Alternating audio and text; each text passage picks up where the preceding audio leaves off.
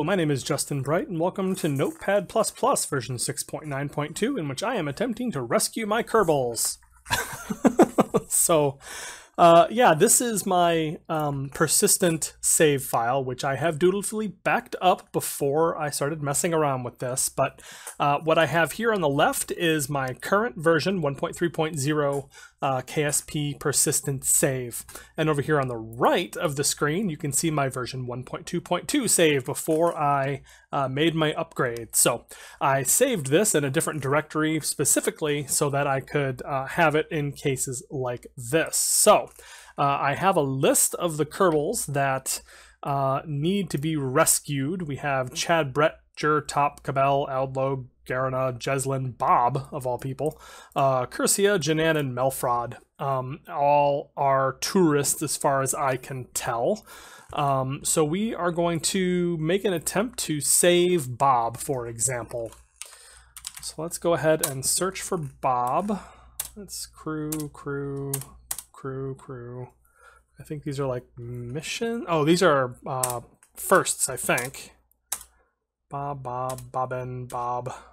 Status data, Bobbin. Nope, not quite. Status data, Bob. Okay, so here's the first thing. So we're going to do the same and look through here until we get to that piece of information. So this is the USI constellation data that is added to the persistent file. So we have Kerbal name, home body ID tells you, and you can tell this is because it talks about last meal, last electrical charge, last at home, all that sort of thing. These are universal time values that allow the game to actually make those projections on, like, well, how long has it been? How much time do they have, etc., etc. So we're not going to mess with any of these bits of data because I don't want to break anything, for one thing.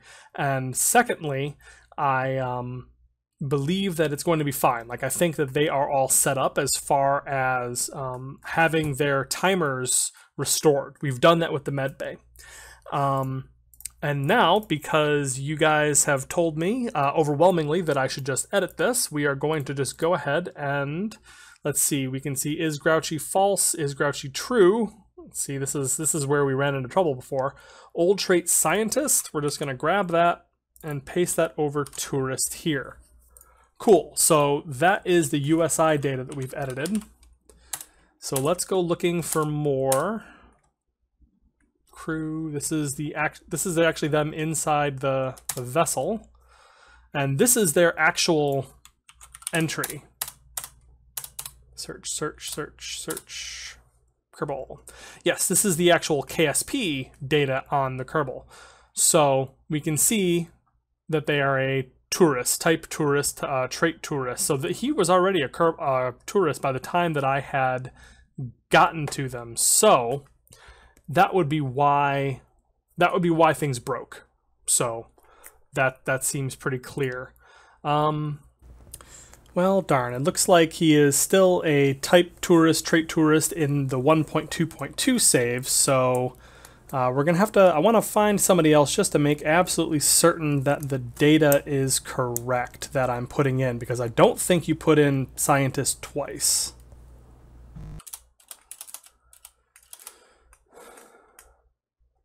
Okay, so that's what I thought. So the type crew is what we're looking for, and then we'll actually use the specialization name. So let's go back and find Bob again, Bob Kerman. We're going to say type is crew. Ah, look at that. And Notepad++ actually remembers, well, it seems to remember a lot of things, a lot of data entry bits. But yeah, that's that. Scientist, we'll paste that in.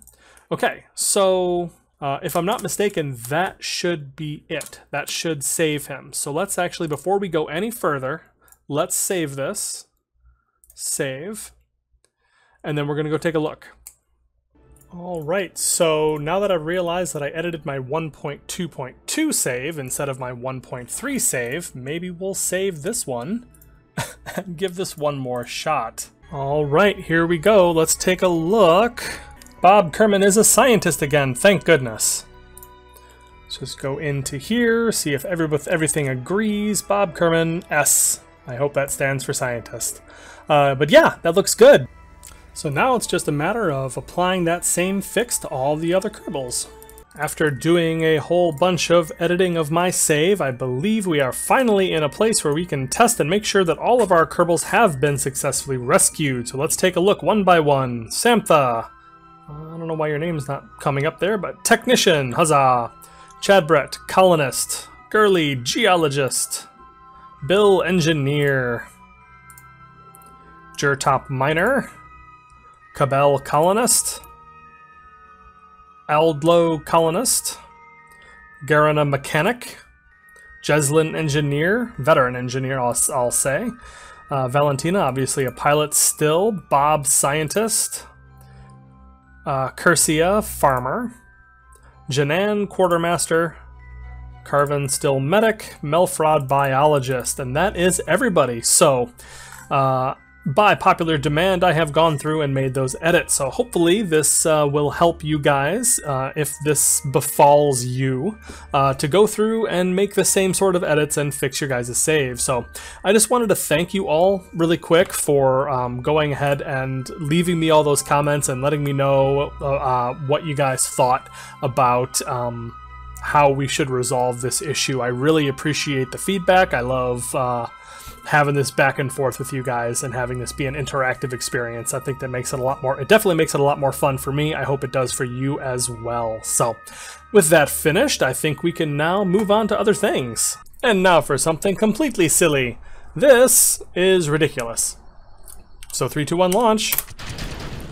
So this is the do-it-yourself launcher that I am using to bring up the various do-it-yourself kits to the...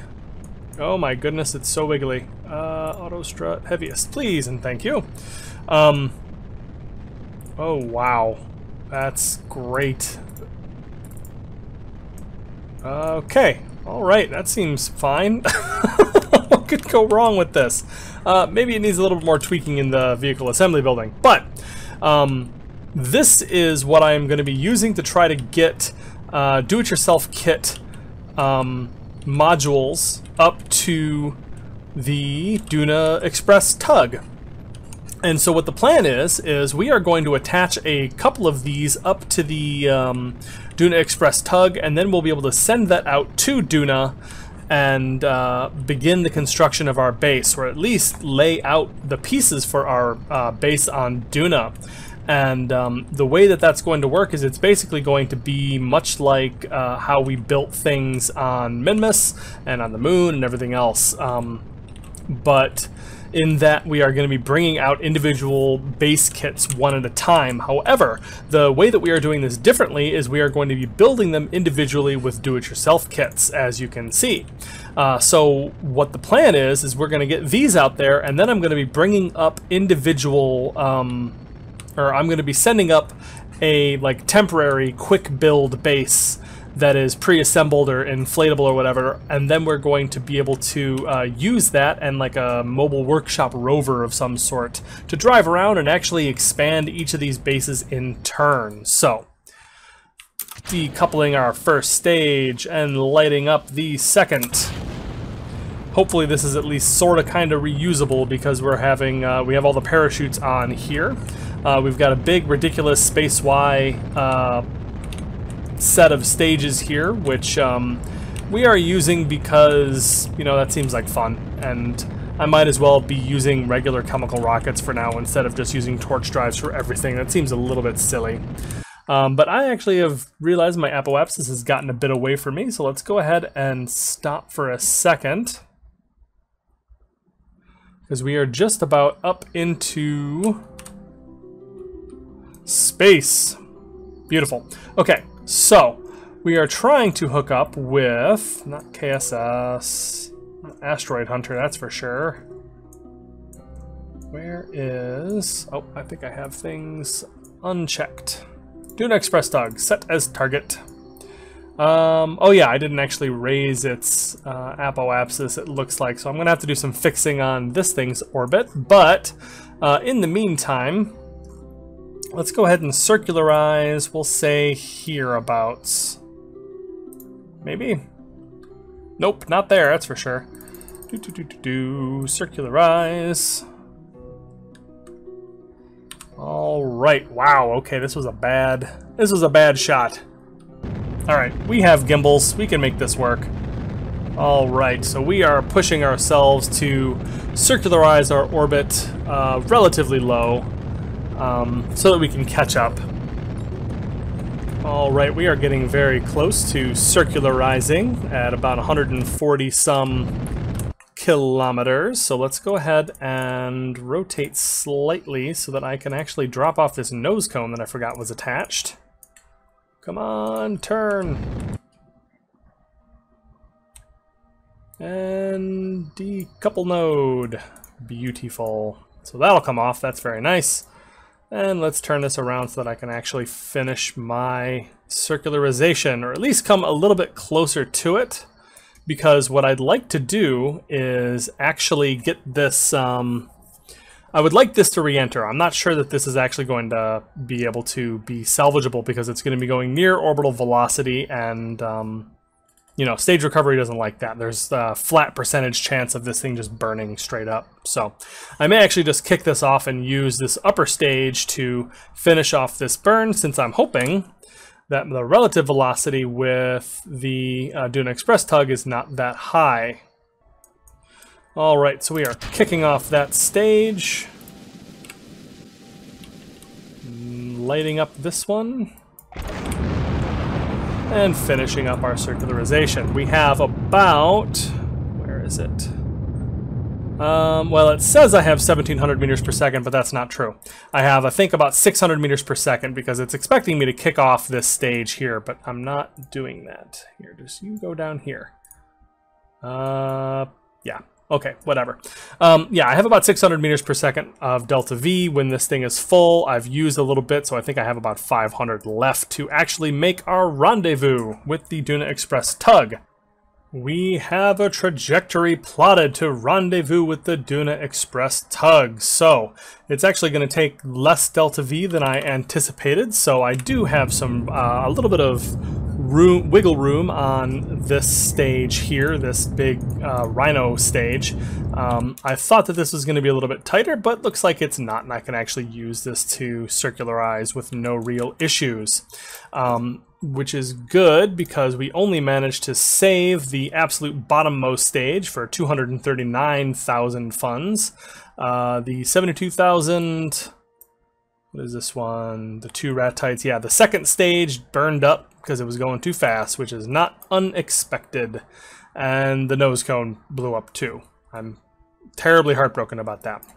All right, so we are approaching the target. So let's go ahead and adjust our trajectory slightly as we start getting into physics range. Go ahead and, whoops, come on now. Move that targeting reticle so that it's nice and close. Want this to be a nice and close approach. I'm also wondering, I don't think I fixed my RCS locations either when I was building this one. I was in a bit of a hurry to just, you know, get this thing launched. I'm sure you guys know what that's like. Alright, so let's just tweak this a little bit, and as I run out of fuel, you notice it's getting wigglier. Alright, so we are just about there. We have killed our relative velocity, and so now the plan, we are going to actually move in just a little bit closer. Did I? Oh, I built this backwards. Shoot. Well, that's another thing I messed up. I was supposed to have another stack guidance system on the outside of this, or on this stage, so that I could actually get rid of the darn thing, but it looks like I forgot that. Well, decouple anyways. And we are going to control from here. And we are targeting 3.75 meter docking port on this vessel. So let's point at the target. Well, actually pointing at the target's not going to do us any good. We need to point kind of retrograde to the target. We're going to leave a little piece of space debris out here, but that's okay. Uh-oh. That thing's still on here. Shoot. This is just a comedy of errors. But it looks like the I think this is from Fuel Tanks Plus, the little shroud bits that cover those, the actual tank cylinders. It's stuck to my docking port. So that's a thing that's happening. Alright, so I need to turn this way and make sure I'm not running out of monopropellant. So hopefully this actually works, and I may have to like save and reload to make this work. To make this thing disappear, the little tank shroud. Here, let's get myself pointed in the right direction, then we will take a look. Okay, that seems to have cleared things up. Yeah, so a couple weird issues we've encountered on this one. Well, weird issues. They're not weird issues. They're just me screwing up, but that's fine. So what we're going to do is we now just need to push ourselves this way, and it looks like we also need to be pushing back a bit because we are in front of the target a little bit. And there we go. Now we are behind, so we can kill our at least one vector of our relative velocity. Because we do not need to be flying way off behind. We want to maintain our velocity. So this CVEL, this is, I'm not sure what the C stands for. I'm sure someone in the comments could tell me. But what it represents is the forward-backward direction, like this axis here. And then the positions relative to these, the crosshairs, is what is your lateral, your like X and your Y, as opposed to your Z direction velocity. So all we need to do is get that zeroed out, and then we can actually just slide right in. And there, now we've actually matched two of our axes, and we just need to get a little bit further in, rotating slightly for aesthetic reasons entirely. And let's start moving forward as I get the last of this just targeted right. There we go. Beautiful. Just make sure things are right on the crosshairs, right on the money. And then we slide in so carefully.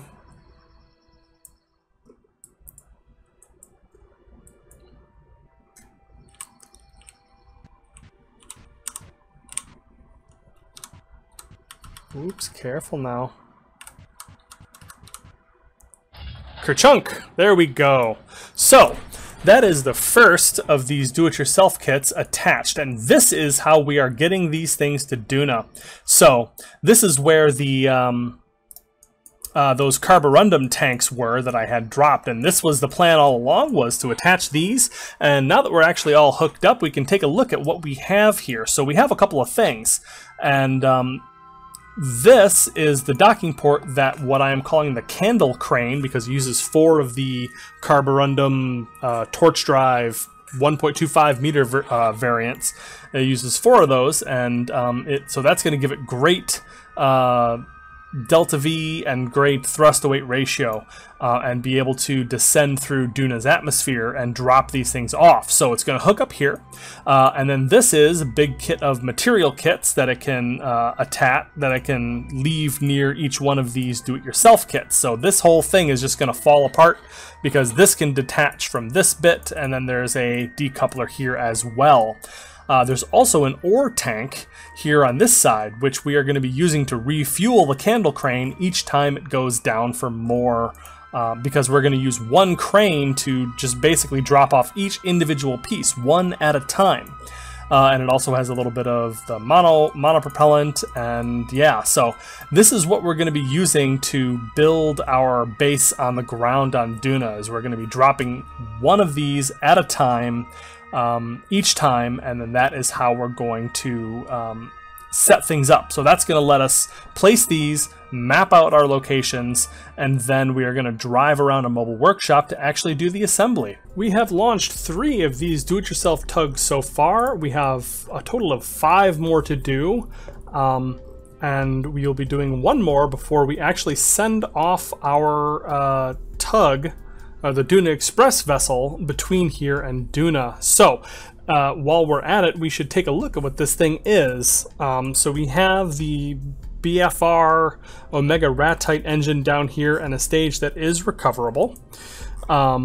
Inside here we have two Ratite engines, which I'm not sure are entirely configured for upper stage usage, but they seem to work rather well for my purposes here. Just make sure I'm not ruining my staging while I'm at it. This is also intended to be a recoverable stage. I've slapped a stack guidance system on it so that it can turn around and slow itself down propulsively a little bit before it gets caught by the parachutes. That leads up into the final stage, which is that Rhino stage, which you've seen. And this is configured to have, like I said, about 600 meters per second of delta V, regardless of the mass of the do-it-yourself container. And this is all it has, a little bit extra, so that it can basically push any load up into that orbit. Now, the way that ground construction works, and how I've been doing this, is this do-it-yourself container can be modular with this particular setup. I've got it set up so that I can do basically whatever it is that I need. So I'm going to go in and we're going to grab, I think I need next the Caribou Supply Crawler. That's what we need for the last thing on the first trip. And we can see here that it uses 13,204.6 units of material kits, so we can actually scale this way down. What was that? 13,000. There we go. So that's what we need to do for this. So that makes that completely modular and allows me to set up for each one. And because this is a little bit beefier than it needs to be, this rocket is, we don't need to worry about it too much. I can just launch with what we have and know that it'll get into orbit regardless of the size of the payload. All right, well, you've seen these get into orbit before, so I'm not going to make you sit through all of that, but I've fixed all the wiggliness, I've fixed all the weird staging issues, I've made sure all the pieces can get out of orbit and be recovered, or at least burn up in the atmosphere. So a little bit of update, I suppose, on that. I've made this actually quite a nice rocket, so I will see you in orbit. Alright, and as we get close, I can actually go right ahead and kill our relative velocity. Then I decouple this Rhino stage, let it drift off just a little bit, then flip it around to face orbital retrograde and push it off so that it can burn up. We're trying to reduce debris at least a little bit. Then we flip around and it's time for docking. All right, so as you may have noticed, this is a bit of a tight squeeze. We have 4 modules attached right now. We have the Botany Lab, we have Duna Central, which is going to be our kind of our main hub and habitation base. We have the power station, and this is our supply crawler, which we're going to use as the rover that drives the resources between each of the different bases, which is needed, I believe, for the logistics, since we're not using planetary logistics as much. And junk, that worked out pretty well. So all of these are, like, this thing fits a 3.75 meter thing pretty well, but when things start getting to be a bit bigger, and let's hold on a second, let me get this out into the sun. There we go. As these modules start getting a little bit bigger, you'll notice that it gets real tight. Like this one, the Duna Central, is the biggest thing in terms of area, and that's yeah, this took some effort to get docked. So hopefully I don't have anything that's too much bigger than Duna Central, but yeah, this is the first set of modules that we are planning to send out to Duna. So now it's just a matter of setting up the time and the trajectory for how we're going to get there. And because we have, well, let's call it infinite delta V for as much as we need, we can actually do a nice quick transfer, and we don't have to worry too much about when that's going to be. So let's give ourselves, let's see, 200 days, and I don't want to spend more than 75 days in flight in between here and there. So let's see what that looks like. Well, it wants us to do 75, and that's 6,000 meters per second. Let's do faster. We can go faster than that. Let's go 50 days. There we go. That's what we're talking about. So now, for an expenditure of, I actually like it right about here. That is going to be a 38-day transfer total time. It's only going to cost us 8,300 meters per second of delta V. So the cool thing about the maneuver precise maneuver mod that I have installed is I can add this maneuver. I can copy the details of this this selected transfer, and then I can actually paste it into a maneuver node. How cool is that, right? So that is going to let us at least have a good starting place, because obviously that's not quite right, but that should give us a very good starting point to see how this transfer is going to go. And this is going to be in 121 days, which is right around the time of the next conjunction between Kerbal and Duna. So we are going to we have a bit of a conundrum, I suppose, in that I'm trying to use this same vessel for 2 different transfers, but we have just the one conjunction, and we have 3 different things to send. We have this thing to send out twice, and then we have something else that we're going to send once. So it may be that we time warp a whole bunch or something. I'm not sure what the solution is to that. Maybe it's just spend more delta V and go even faster. All right, after spending some time playing with the transfer window planner, I'm not sure. I think that I'm still constrained by the transfer window, so I'm not going to be able to shuttle this back and forth without completely throwing all efficiency to the wind, because you'll notice that we have about an 8,500 meter per second burn complete for the full transfer, going from Kerbal and then arriving back at Duna in 50 days. If I do it any sooner than inside this transfer window, this good time when the planets are mostly aligned, like you'll notice that in about 120 days, which is when this will be leaving, we'll be coming close to Duna. Like, we'll be getting near to our closest approach, Kerbal's closest approach, which is the ideal scenario for making this kind of a transfer. If I leave at a suboptimal time, the delta V jumps up to about 25,000 meters per second. And if I only use the ore in the main tanks here, I only have about 25,000 meters per second on this vessel, and I could bring up more ore, but I think the solution should instead be that I bring up the additional do-it-yourself kits, staple them to the back here, and send everything out at once. So maybe we do that. But we're going to have to look into that another time, because I am fresh out of time for this episode. If you enjoyed this one, please share and subscribe, and I will see you next time.